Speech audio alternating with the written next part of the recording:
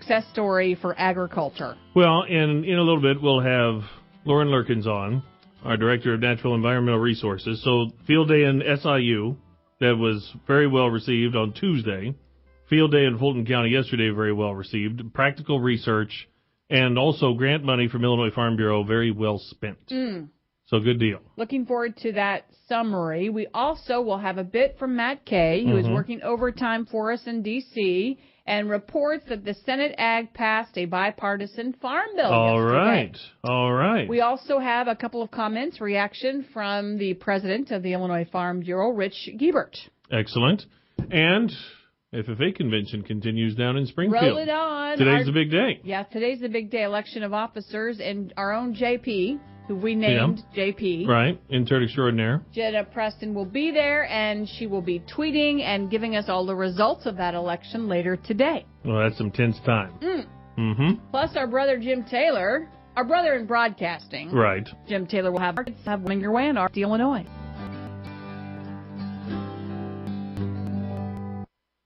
Farm, family, those three words best describe my Farm Bureau. For Wonders Farm Bureau, Illinois has represented and served the men and women who make Illinois one of the top food states. Family. At the heart of Illinois are traditional farm families who work together through Illinois Farm Bureau. And food. Farm Bureau families are proud of healthy food they provide their families and yours. Farm, family, food. The heart of Farm Bureau in Illinois. When it comes to social media, Sabrina Berkowitz connects rural routes for you. Sabrina covers a broad range of ag topics, so Farm Bureau members are the first to know about key issues. Here's a bit about her rural roots. I grew up with a grain and livestock farm in my extended family, and today I really enjoy helping people learn how to use social media to advocate for agriculture. Be it routes or roots, RFD Radio, FarmWeekNow.com, and Farm Week keep you connected. We're back here on RFD, Illinois. I'm Rita Frazier. The Senate Ag Committee passed a bipartisan farm bill in under 3 hours, adding just a handful of amendments. RFD Washington correspondent Matt Kay reports it was a stark contrast to the purely partisan effort in the House Ag Committee. Only one senator, Iowa Republican Chuck Grassley, voted no on the farm bill that lacks his farm manager payment limits and includes hemp legalization he says the judiciary panel he chairs has jurisdiction over. The 20-1 farm bill vote was in stark contrast to the GOP-only backed House bill that failed on the House floor and reflects the urgency to bring some certainty to a struggling farm economy. Senate Ag Chair Pat Roberts. Certainty and predictability, especially during these very difficult times. This is absolutely paramount to any other concern. Top Senate Ag Democrat Debbie Stabenow. Over the past year and a half, we've put our political differences aside and focused on listening to people who have a stake in the Farm Bill. From farmers and rural leaders to conservationists and food advocates, we heard loud and clear that they need the certainty of a 5-year Farm Bill. Adding to that certainty, Senate GOP leader and Ag member Mitch McConnell of Kentucky promised swift floor action on the bill that includes his amendment to legalize industrial hemp grown in his home state. We'll turn to the Farm Bill before the 4th of July. I'm hopeful that the House will get to theirs. It probably look a little different from ours, but I'm hoping they'll get to theirs shortly. Possibly next week after a GOP deal on immigration reform votes. Senate Ag approved several Farm Bill amendments while delaying others for more work and possible floor action. Passed were riders to open trade promotion programs for ag exports to Cuba, promote biomass, carbon, and biogas use, improve the renamed Dairy Risk Coverage Program, and increase farm loan limits. North Dakota Republican John Hoven. What this does is it amends the amount of the FSA loan guarantee, which is currently $1.39 million, and it increases it to $2.5 million, and it increases the direct loan from $300,000 to $600,000. Reflecting, Hoven says, the increased farmer financial needs cited by farm groups and lenders. But Hoven's amendment was modified by Minnesota Democrat Amy Klobuchar to a $1.75 million guaranteed loan, matching the House and preserving more lending for small and beginning farmers. An amendment to boost CRP acreage, another 1.25 million acres, beyond a 1 million acre hike already in the bill, was withdrawn, as were added improvements improvements to the ARC and PLC programs. For the RFD Radio Network, Matt Kay on Capitol Hill. Thanks, Matt. Illinois Farm Bureau President Rich Giebert applauds the bipartisan work in the nation's capital. President Rich Giebert put out a statement yesterday that said the Illinois Farm Bureau applauds the bipartisan work of the U.S. Senate Ag Committee in advancing its farm bill. At this time of economic uncertainty with farm income, members need the risk management programs included in the farm bill more than ever. Giebert said they are urging the full Senate to follow the committee's lead to approve the legislation as soon as possible. Illinois FFA convention wraps up later today with the election of officers. Yesterday recognized those who will be receiving their American FFA degree later this fall at a dinner sponsored by Country Financial. We heard yesterday from Chelsea Moore, portfolio manager with Country Trust Bank, and Chelsea told us about Country's message to those FFAers in Springfield. Financial security is really big, and these are our best and brightest students here at the FFA, and we want to make sure that they have the best and brightest future, and we think that financial security can help them get there. And for the parents, a lot of times that means retirement, so we want to make sure that we touch on that too. Right, it's never too early and it's never too late to start talking about financial security. Go back to your message tonight. I know you don't have a lot of time with them, but you have some important words of wisdom. So again, share with us your message here at FFA. Sure. So, like I said, we want to talk about financial security. At Country, we really believe that's based on three main pillars. The first pillar is protecting your assets. This is where things like home or auto or farm insurance come into play. So for these students, it could even mean that renter's insurance on the first apartment.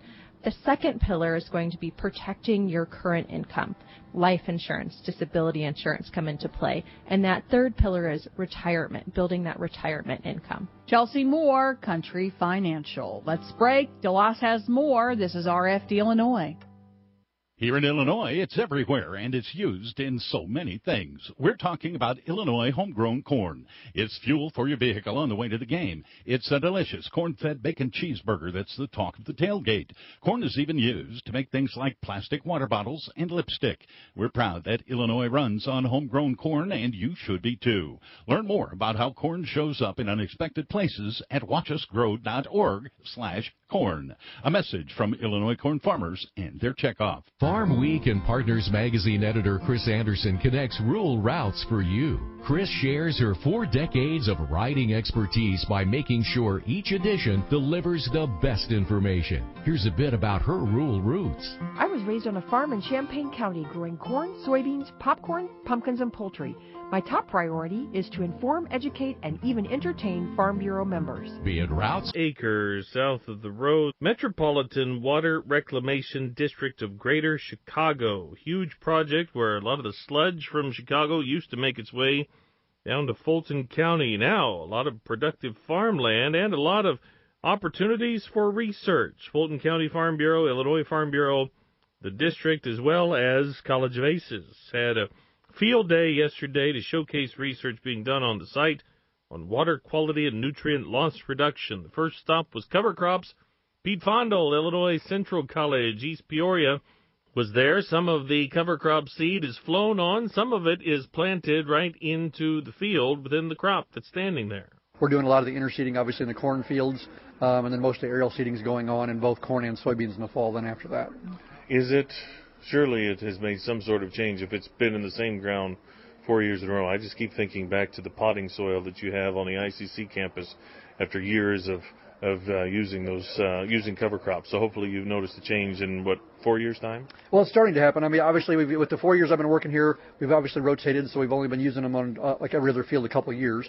But what we're seeing is obviously the soil around here is a little more, is more gravelly, obviously, because it was a reclaimed strip mine ground. So it's a little harder to get this ground to change. But I think a little bit more long-term, and if we continue with the cover crops, I think we will see some definitely long-term benefits. It seems like model area where something extra during the downtime of normal growing season. This seems like kind of an ideal place for cover crops. Oh, absolutely. We have these poor timber soils that have been obviously mined, putting cover crops on there, getting the increase in organic matter and kind of that root growth stuff that's going on there. Obviously, it's going to should change the soil, improve the microbial activity, and obviously increase yields eventually.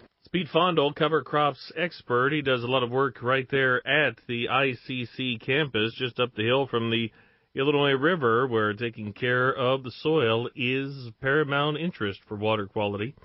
Also, riparian buffers. We were at a big cornfield at the last few acres. Instead of being planted to corn, we're planted to grass instead, holding that soil together, preventing water and those nutrients from getting into the water source that was nearby. August Sheeter is a grad student at the University of Illinois.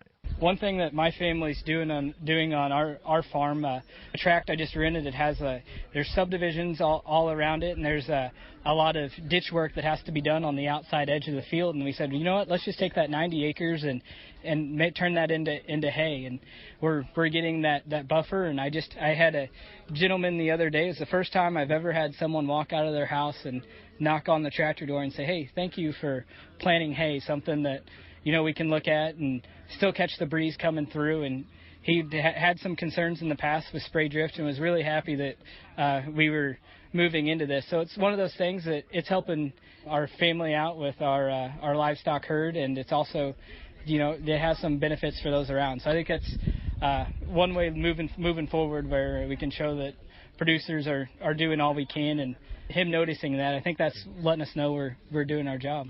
After that, on to a bioreactor display on a tiled field. There were 3 bioreactors and 3 compartments within those bioreactors. Wood chips in one, wood chips in corn stover in another, and straight corn stover in the third compartment.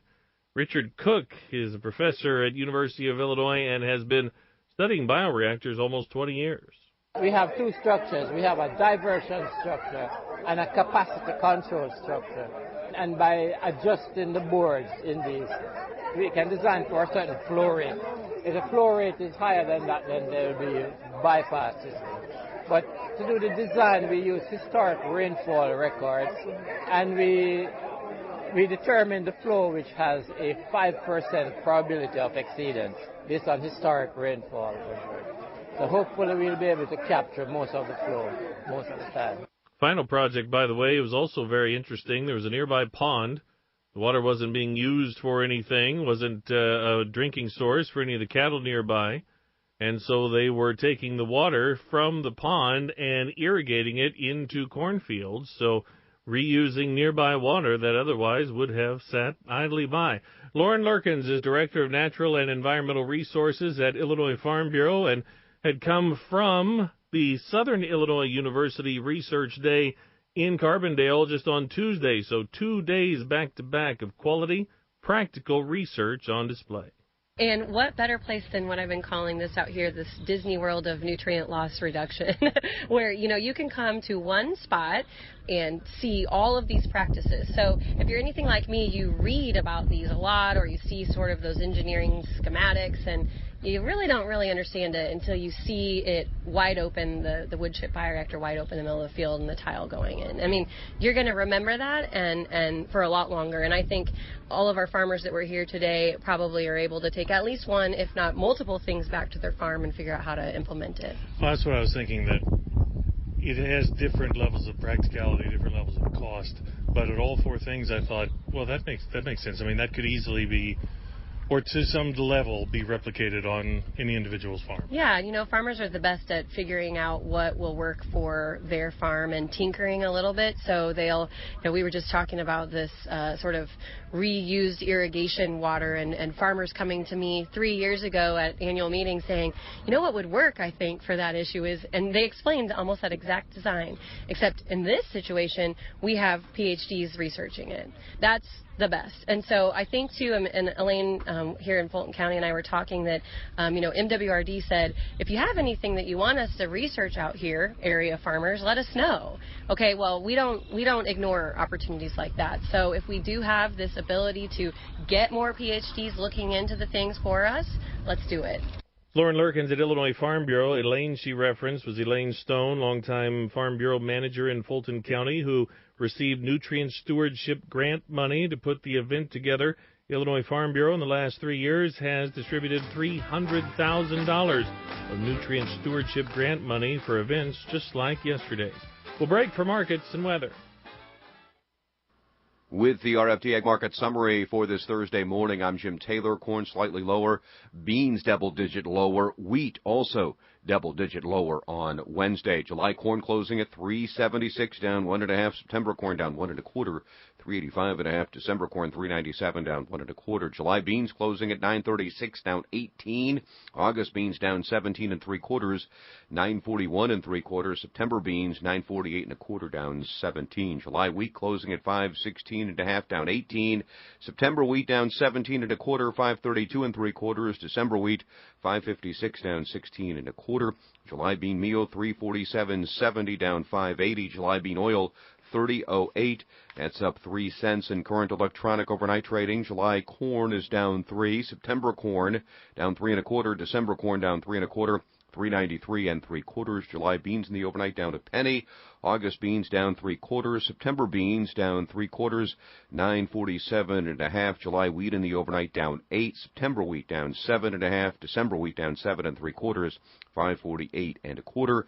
The outside markets, August Brent crude oil 76.74, up 86 cents. The August gold contract up 5.70 this morning, 13.07 even. In the livestock market, June lean hogs $81 even, up 47 cents. July lean hogs up 132, 82.77. June live cattle 107.92, down 60 cents. August live cattle down 40 cents, 103.90. August feeder cattle 145.65, down 15 cents. September feeder cattle down 15 cents, 146.67. Illinois direct barrels and gilts trading $1 higher on Wednesday at 50 to 56. That's the RFD Ag Market Summary for this Thursday morning. I'm Jim Taylor for the RFD Radio Network. Good morning, this is Dan Hicks from Freeze Otis Weather with the early morning ag weather update on the RFD Radio Network for this Thursday morning. Significant rainfall was somewhat spotty across the Midwest the past 24 hours, generally occurring in some areas east and southeast of Illinois, and also in a few western parts of the region. Daytime highs in the upper 70s to near 90 were fairly common across the Midwest on Wednesday afternoon. A warm front will be lifting northeastward across the Midwest during the next 24 hours. This will bring some scattered showers and thunderstorms to Illinois and surrounding areas. Coverage of significant rain, though, will be somewhat spotty. Most rainfall amounts that do occur will be in the 10th to half-inch range, with a few isolated heavier. Daytime highs in Illinois today will be mostly in the 80s. Some warmer and more humid conditions will start to build back into the western and southwestern Midwest this afternoon and will spread farther north and east tomorrow into the weekend. Daytime highs will warm into the upper 80s and 90s across the Midwest through the first part of next week. During this time, best thunderstorm chances will shift more to the far northern Midwest, generally staying north of Illinois for a 2 or 3 day period. Looking ahead into next week, it looks like this warmer and drier pattern will start to break down early to mid next week, and a cool front will slowly sink southward across the region by about Monday night through Wednesday of next week, gradually bringing some cooler temperatures farther south and increasing chances for some showers and thunderstorms across the region once again. Looking ahead into the 6 to 10 day time frame, right now it looks like rainfall could average fairly close to normal across the Midwest overall, but amounts will likely be quite variable in any given state. Temperatures will continue to cool somewhat, but should average near to above normal across most of the Midwest. I'm Dan Hicks from Freeze Notice Weather. All ag. All Illinois. All now. There are a lot of smartphone apps out there, but do they have what's important to us here in Illinois? The Farm Week Now app does, and it's always at your fingertips. All ag, all Illinois, and 24/7 where and when you need it for free. Go to your app or Play Store on your smartphone, hit search, type in Farm Week Now, that's one word, and download it today. Brought to you by Illinois Farm Bureau, where we're all about farm, family, and food. Crop protection stewardship, it's in your hands. Farmers use crop protection products, and in particular, dicamba, to help handle tough, resistant weeds. Central Illinois farmer Brian Sartorius offers these suggestions if you plan to use the products on soybeans. Don't get caught in a situation where I've got my sprayer loaded, I'm at the edge of the field. Oh, what did my neighbor plant? Watch the weather. Have Plan B without dicamba if weather is not improving. Talk with your farm insurance provider. Learn how you're covered at what levels.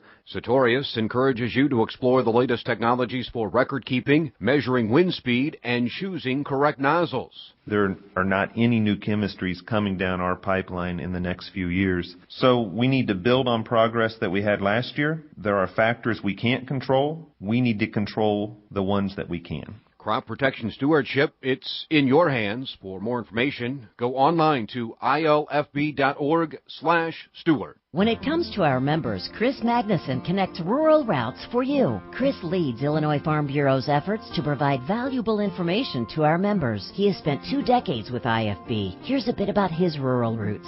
I grew up on a farm with corn, soybeans, and Christmas trees. I've been in ag communication for 3 decades now. My greatest satisfaction has always remained the same, to serve our members. Be it routes or roots, RFD Radio, FarmWeekNow.com, and Farm Week keep you connected.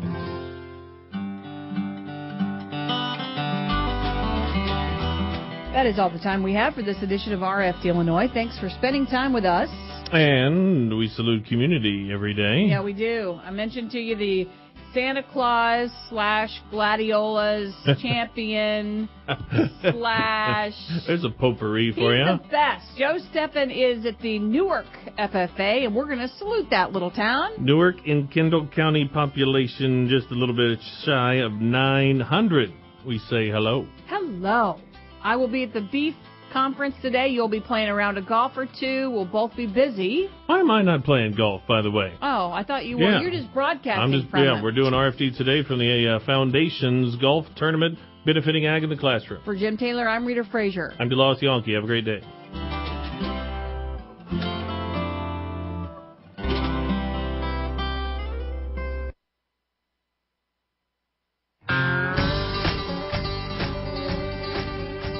Thank you for joining us here on the RFD Radio Network. Hey, a great way to reach farmers, reach those in agriculture, is through local radio. In fact, Rita, from the National Association of Farm Broadcasters, they have research that shows that farmers listen, 87% say they listen 3+ days a week, 74% say they listen 4+ days per week. We're proud to be able to provide a service for stations all over the state that touch farmers at a very direct level. Indeed, and local radio is still the best way to stay connected to your local community. Be sure to listen to this station throughout the week. Hey, Steve Harvey here for the Illinois Broadcasters Association, and in a recent survey, the Illinois Emergency Management Agency was asked to name the top 5 items that every Illinois family needs to have in their home's emergency disaster kit. Check out these answers. Water, can't live without it. Number 2, non-perishable food. Well, after all, a man gotta eat, right? Number 3, weather radio, and make sure you got fresh batteries too. Number 4, flashlight, even more reason to have fresh batteries on hand. Number 5, first aid kit. Look, there's no reason to feud over what items to put in your family's emergency disaster kit. Get the answers and more at ready.illinois.gov. That's ready.illinois.gov. Sponsored by the Illinois Emergency Management Agency, aired in cooperation with the Illinois Broadcasters Association and this station.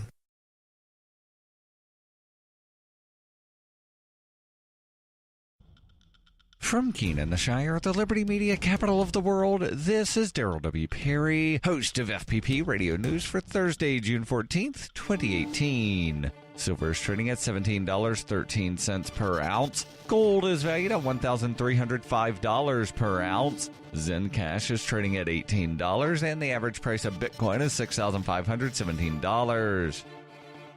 Antiwar.com reports during the course of Tuesday's summit in Singapore, President Trump and North Korea's Kim Jong-un each invited the other to visit their country. Reports both accepted the invitations of the other to visit. North Korean state media confirmed the invitation, saying they would be an important occasion to improve the U.S. and Korea. There is no date set yet for either visit. Each visit would be unprecedented. Secretary of State Mike Pompeo is the highest-ranking U.S. official to ever visit Pyongyang, and no North Korean leader has ever visited Washington, D.C. One One of Kim's top aides did visit the White House last month, however. Either visit also would have seemed impossible just a few months ago, with the two nations having their worst ties in generations. Unsubstantial diplomacy, however, has made such visits entirely possible to propose and to agree upon.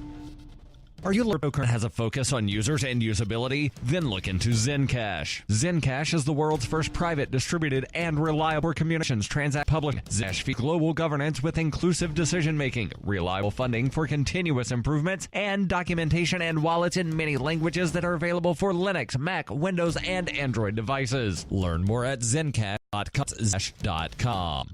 UP supports a proposal to split California states on California's November ballot. According to a document released by California Secretary of State announced Tuesday, the initiative to get the proposal on the ballot received nearly 419,362 signatures, which was more than enough to get a spot on the ballot. The initiative has also been spearheaded and funded by billionaire venture capitalist Tim Draper, who said splitting California into 3 states would emphasize representation, responsiveness, reliability, and regional identity. If the proposal passes in November, it would still need approval by Congress. And the last time California split in 1859, voters chose to split the state in 2. Congress never acted, according to the San Jose Mercury News. The proposal also has some staunch opponents. Stephen Maviglio, spokesman for One California, an organization opposing the 3-state proposal, said dividing the state would be costly and problematic for residents. Maviglio tweeted, "This would cost taxpayers billions of dollars to pay for the massive transactional cost of breaking up the part retirement systems. Splitting California into 3 new states would triple the amount of special interest, lobbyists, politicians, and bureaucracy." But Draper contends that the state needs a change cut into 3 parts is the solution. Draper told the Mercury News last month, "California government has rotted. We need to empower our population to improve their government."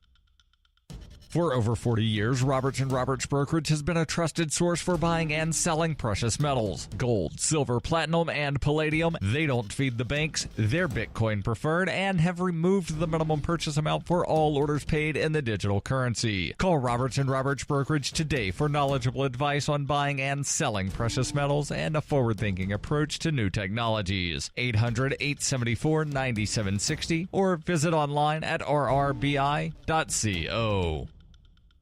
Reuters reports a federal judge on Wednesday ordered the U.S. Environmental Protection Agency to take steps to curb ozone pollution that blows into New York and Connecticut from 5 other states. The decision by U.S. District Judge John Kodal in Manhattan is a victory for New York's and Connecticut's Attorneys General Barbara Underwood and George Jepsen. Their offices sued EPA Administrator Scott Pruitt in January, accusing him of ignoring his responsibilities under the Federal Clean Air Act to reduce pollution. Kodal said the EPA acknowledged having missed an August 2017 deadline to arrange plans to reduce smog from Illinois, Michigan, Pennsylvania, Virginia, and West Virginia that travels eastward into New York and Connecticut. Those plans had been required under the Good Neighbor provision of the Clean Air Act. The judge set a December 6th deadline for compliance. An EPA spokeswoman said the agency intends to propose this month and make final by December an action that will address any remaining Good Neighbor obligations related to the 2008 ozone standard for these and other states. Underwood's predecessor, Eric Schneiderman, had been a critic of the EPA and the Trump administration prior to his resignation last month. This has been FPP Radio News. Online at fppradio.com. The Tom Woods Show, episode 1177. Prepare to set fire to the index card of allowable opinion. Your daily dose of liberty education starts here. The Tom Woods Show. Folks, learn the history and economics they kept from you over at libertyclassroom.com, my flagship site. Learn from me and from other folks you can trust all the stuff they left out. Check it out at libertyclassroom.com and grab yourself a coupon at libertyclassroom.com/coupons. Hi everybody, Tom Woods here. When Donald Trump recently raised the possibility of pardoning Martha Stewart, I thought that was an opportune moment for an episode on the Martha Stewart case. But as interesting as that was, I also want to talk about insider trading more generally. Should it be considered a crime or not? And what kind of insight can Austrian economics and libertarianism bring to bear on that subject? Well, joining us to talk about this is somebody who wrote extensively on the topic at the time, and that is our old friend Bill Anderson. William L. Anderson is a professor of economics at Frostburg State University in Maryland, and I do want to tell you that It's not by any means unlistenable. The audio is fine for this episode, but it's not quite where I might want it in some spots. You'll be able to understand every word that's said. That's not it. But here and there, little issues. But when you hear where Bill is broadcasting from, you will overlook any of those little glitches because it's a miracle he's broadcasting at all. So that's what I'll say. And now I'll turn things over to Bill Anderson, whom I'm delighted to welcome to the show. Hey, it's good to be here. Now, speaking of be here, I would like you to share with the audience, only because you've told me it's all right for me to ask, where it is you are broadcasting from, so to speak. I am broadcasting from a hospital room, and I was having a series of what we would call mini strokes this week, where you would, part of my face, the right part was going numb, and I was having a lot of tingling and stuff, and so getting dizzy. And I do have a history of stroke in the family, so we came down to the hospital, and I've been poked and prodded and had dye shot up in me and all that. And so I'm going to be released from this prison sometime today, we hope, and with blood thinner. And I'll be just having to do blood thinner for the rest of my life because they can't go after the artery that is causing this. So we're just going to go with the blood thinner. So you have a series of mini strokes. You wind up in the hospital. You think, but I am scheduled to be on that Woods program. You better believe it. No, I would have to be in a body bag not to be doing this. All right. Well, we all apprate it, Bill, and we all. Well, Tom, you have a loyal following. Don't forget that I have had my kids read some of your books, some of my students and stuff like that. So I'm a loyal follower, and I do what's necessary. And this is a do what's necessary moment. Well, we all appreciate it, and we all send you our good wishes for your good health. Now, let's talk about Martha Stewart in particular, and then we'll talk about insider trading more generally. I've got a lot of young people who won't remember the Martha Stewart case, so I guess we'd like to start with the background. But for right now, where is Martha Stewart? What kind of sentence did she wind up getting? She ended up serving about 5.5 months over at the Alderson prison in West Virginia. That they call it Camp Cupcake, but I've had another friend who was incarcerated there on some really specious charges. And no prison is a country club, no matter what they tell you. But she served about 5.5 months there. And she is, back in business. I mean, people like Martha Stewart don't really allow even this kind of stuff to ruin their lives. Well, I was just wondering if she was back in public life because I'm so out of it, I wouldn't have even noticed one way or the other. Yeah, she is. She's back in public life. It's a little bit different, but she's definitely been with, in public life. I don't follow her as much as I used to, back in the days when they had all the Martha Stewart collection and all that. But I think she's still quite active. And, I think once an entrepreneur, always an entrepreneur. Well, let's talk then about what it was that got her in trouble. And I don't know if it was actually insider trading or whether it was lying to Congress. Well, actually, it was neither. What had happened was that a CEO, it was of a company called Imclone. Imclone was about to have a drug called Erbitux turned down by the Food and Drug Administration. And so when that would happen, when it was about to happen, the stock price would go down. Well, the CEO unloaded a bunch of his own stock, and her broker said, "Hey," and all of a sudden, I can't think of it. Wexall, Sam Wexall. He says, "Hey, Wexall is selling